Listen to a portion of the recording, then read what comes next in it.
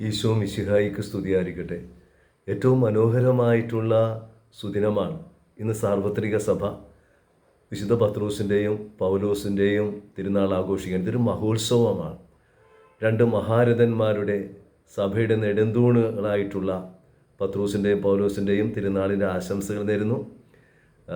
പീറ്ററെന്നും പോളെന്നും പത്രോസെന്നും പൗലോസെന്നും ഒക്കെ പേരുള്ള എല്ലാവരുടെയും നാമഹേതുക തിരുനാളാണ്.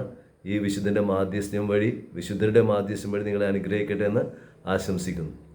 പ്രത്യേകിച്ച് വിശുദ്ധ ഗ്രന്ഥത്തിലൂടെ കടന്നു പോകുമ്പോൾ രണ്ടുപേരും രക്തസാക്ഷികളാണ്. തെർത്തുല്യൻ പറഞ്ഞ രക്തസാക്ഷികളുടെ ചുടുരക്തം വീണുകുതിർത്ത മണ്ണിൽ നിന്നാണ് സഭ വളർന്ന് പന്തലിച്ചത്. പ്രത്യേകിച്ച് ഈ വിശുദ്ധന്മാർ നൽകുന്ന ഒന്നാമത്തെ സന്ദേശം, നിങ്ങളാരും രക്തം ചിന്തേണ്ട, സ്നേഹം ചിന്തി ജീവിക്കുക. രണ്ടാമതായി അവരുടെ കയ്യിലിരിക്കുന്നത് ഒരാളുടെ കയ്യിൽ താക്കോലും ഒരാളുടെ കയ്യിൽ വാളുമാണ്. ഓർമ്മപ്പെടുത്തുന്നത് അധികാരമാണ്. തിരുസഭയെ അധികാരപ്പെടുത്തിയ ആദ്യത്തെ പാപ്പായാണ് നമ്മുടെ പത്രോസ്ലിഹ.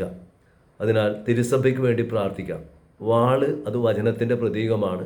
പുതിയ നിയമത്തിലെ 3/4 വചനങ്ങളും എഴുതിയിട്ടുള്ളത് പൗലോസ്ലിഹയാണ്. അതുകൊണ്ട് വചനാധിഷ്ഠിത ജീവിതം നയിക്കുവാനുള്ള ഒരു സന്ദേശം. ഇനിയും നമ്മിലുള്ള സാധ്യതകളാണ് ശിമയോനും സാവൂളും. മറ്റൊരു സന്ദേശം, എന്നിലെ ശിമയോൻ പത്രോസായിട്ട് മാറണം, എന്നിലെ സാവൂൾ പൗലോസായിട്ട് മാറണം. ശിമയോൻ എന്ന വാക്കിൻ്റെ അർത്ഥം ഞാങ്ങണ എന്നാണ്, സ്ഥിരതയില്ലാത്തവൻ എന്നാണ്. നമ്മുടെയൊക്കെ ജീവിതത്തിൽ ഈ സ്ഥിരതയില്ലായ്മയുണ്ട്. വിശ്വാസത്തിൽ, സ്നേഹത്തിൽ, നീതിയിൽ, വിശ്വസ്തതയിൽ. അപ്പോൾ എന്നിലുള്ള ഈ ശിമയോൻ പാറയായിട്ട് മാറണം, പത്രോസായിട്ട് മാറണം. ശിമയോൻ എന്ന വാക്കിൻ്റെ അർത്ഥം പീഡിപ്പിക്കുന്നവനാണ്. നമ്മുടെയും ജീവിതത്തിൽ നമ്മൾ എത്രയോ വ്യക്തികളെ വാക്കുകൊണ്ട്, പ്രവൃത്തി കൊണ്ട്, ഒഴിവാക്കിക്കൊണ്ടൊക്കെ പീഡിപ്പിക്കുന്നുണ്ട്. അപ്പം നമ്മിലുള്ളൊരു സാധ്യതയാണ് ഈ സാവൂൾ. ആ സാവൂൾ പൗലോസായിട്ട് മാറണം. അതായത് പ്രീതിപ്പിക്കുന്നവൻ, ദൈവത്തെ പ്രീതിപ്പിക്കുന്നവനായിട്ട് മാറണം. ജോൺ ക്രിസോസ്റ്റൻ പറഞ്ഞു, പൗലോസിൻ്റെ ഹൃദയം ക്രിസ്തുവിൻ്റെ ഹൃദയം പോലെയായിരുന്നു.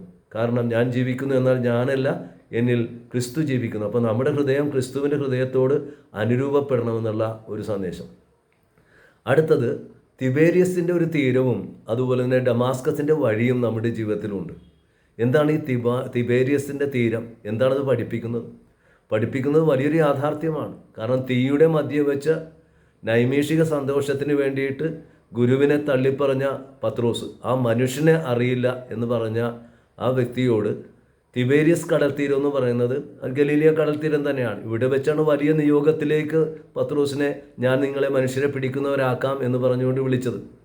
ആ നിയോഗം മറന്നുകൊണ്ട് പഴയ തീരത്തിലേക്ക് മടങ്ങി വരുന്ന പത്രോസിനോട് ചങ്കിനുകൊള്ളുന്ന ചോദ്യമാണ് കർത്താവ് ചോദിച്ചത്. തീയുടെ മധ്യ വെച്ച് തള്ളിപ്പറഞ്ഞവനോട് തീയുടെ മധ്യ വെച്ച് ചോദിച്ച ചോദ്യം, യോനായുടെ പുത്രനായ ശിമയോനെ, ഞാങ്ങനെ ഇവരെക്കാളധികം നീ എന്നെ സ്നേഹിക്കുന്നുവോ? അപ്പോൾ പത്രോസിൻ്റെ മനസ്സ് പറഞ്ഞു കാണും, അന്ന് നീ അറിഞ്ഞു, ഞാൻ അറിഞ്ഞില്ല. കാരണം എന്നിൽ നീയായിരുന്നില്ല, ഞാനെന്ന ഭാവമായിരുന്നു, അഹങ്കാരമായിരുന്നു. നീയും അറിയുന്നു, ഞാനും അറിയുന്നു, ഞാൻ നിന്നെ സ്നേഹിക്കുന്നു. തിരുസഭയുടെ താക്കോൽ ഏൽപ്പിക്കുന്നു. ഇനി ഡമാസ്കസ് വഴി എന്ന് പറയുന്നത് നമ്മുടെ ജീവിതത്തിലെ അഹങ്കാരത്തിൻ്റെയും അതുപോലെ തന്നെ വിദ്വേഷത്തിൻ്റെതായിട്ടുള്ള വഴികളാണ്. ഇങ്ങനൊരു പറച്ചിലുണ്ട്, Saul was galloping on the horse back of ambition. അവൻ്റെ ജീവിത അംബീഷൻ്റെ കുതിരപ്പുറത്ത് പോകുമ്പോഴാണ് മിന്നലേറ്റ് വീണത്. അപ്പോൾ നമ്മുടെ ജീവിതത്തിലും ചില മിന്നലുകൾ ആവശ്യമാണ്. അങ്ങനെ വീണ വ്യക്തിയാണ് പിന്നീട് ഒരു പുതിയ കാഴ്ചയായിട്ട് കടന്നു വരുന്നത്. ആ പീഡിപ്പിക്കുന്ന വ്യക്തി പ്രീതിപ്പിക്കുന്ന വ്യക്തിയായിട്ട് മാറി. അപ്പോൾ സന്ദേശം വ്യക്തം, അത് ഹ്രസ്വം. നമ്മുടെയൊക്കെ ജീവിതത്തിലുണ്ടാകുന്ന സാഹചര്യങ്ങളാണ് ഈ ശിമയോനും സാവൂളും. ഇന്നത്തെ ഈ മഹോത്സവം പഠിപ്പിക്കുന്നത്, എന്നിലെ ശിമയോൻ അത് പാറയായി മാറണം, എന്നിലെ സാവൂൾ പൗലോസായിട്ട് മാറണം. ഈ നല്ല ദിവസത്തിൻ്റെ എല്ലാവിധ ആശംസകളും പ്രാർത്ഥനകളും നേരുന്നു. വിശുദ്ധൻ്റെ നാമധാരികളായിട്ടുള്ള എല്ലാവരെയും ആശംസിക്കുന്നു. ജന്മദിനം ഓർക്കുന്നവരെയും വിവാഹ വാർഷികം അനുസ്മരിക്കുന്നവരെയും പ്രത്യേകം അഭിനന്ദിക്കുന്നു. സർവശക്തനായ ദൈവം, പിതാവും പുത്രനും പരിശുദ്ധാത്മാവും നിങ്ങളെ സമൃദ്ധമായി അനുഗ്രഹിക്കട്ടെ. എല്ലാവർക്കും തിരുനാളിൻ്റെ ആശംസകൾ, നന്മകൾ. God bless you all.